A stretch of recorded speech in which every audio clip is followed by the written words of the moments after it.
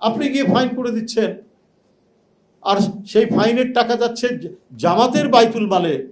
এটা এটা কোন ধরনের বিষয়? এটা বরাবরই আমরা দেখেছি যে এদের একটা কর্মকাণ্ড হচ্ছে স্টেট উইদিন দি স্টেট, রাষ্ট্রের মধ্যে রাষ্ট্র করা।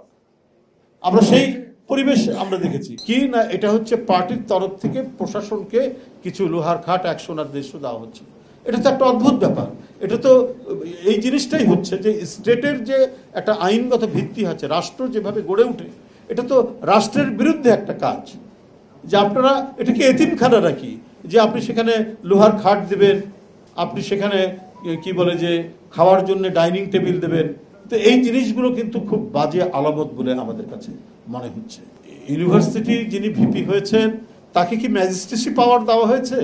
তিনি ইউনিভার্সিটির মধ্যে কোনটি অবৈধ দোকান না দোকান, অবৈধ দোকান থাকতে পারে, কিন্তু সেটা ফাইন করার অধিকার কি ইয়ের আছে, ভিপির আছে, ডাকসুর ভিপির আছে?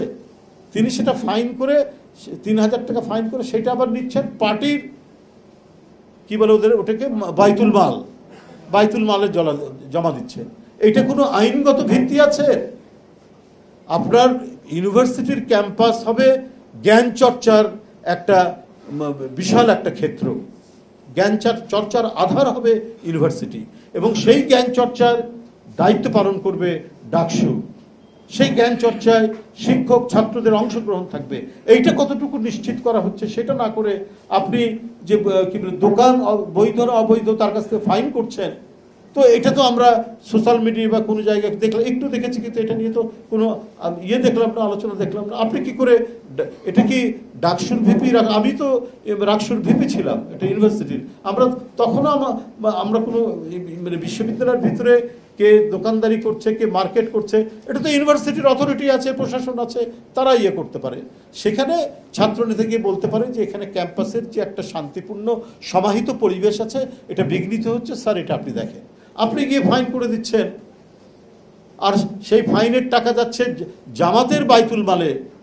এটা এটা কোন ধরনের বিষয়? এটা বরাবরই আমরা দেখেছি যে এদের একটা কর্মকাণ্ড হচ্ছে স্টেট উইদিন দি স্টেট, রাষ্ট্রের মধ্যে রাষ্ট্র করা।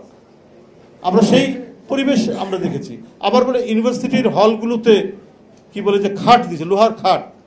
তো ভাই এটা কি দায়িত্ব নাকি কোনো রাজনৈতিক সংগঠন বা ডাকসুর দায়িত্ব? আপনি ছাত্রদের দাবি দেওয়া নিয়ে ভাইস চ্যান্সেলরের সাথে বার্গেনিং করবেন, আন্দোলন করবেন।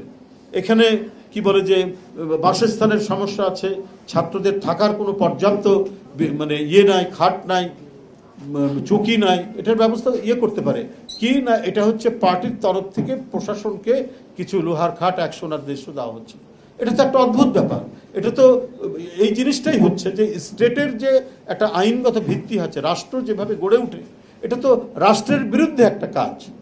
যে আপনারা এটাকে এতিমখানা রাখি, যে আপনি সেখানে লোহার খাট দেবেন, আপনি সেখানে কি বলে যে খাওয়ার জন্য ডাইনিং টেবিল দেবেন। তো এই জিনিসগুলো কিন্তু খুব বাজে আলামত বলে আমাদের কাছে মনে হচ্ছে।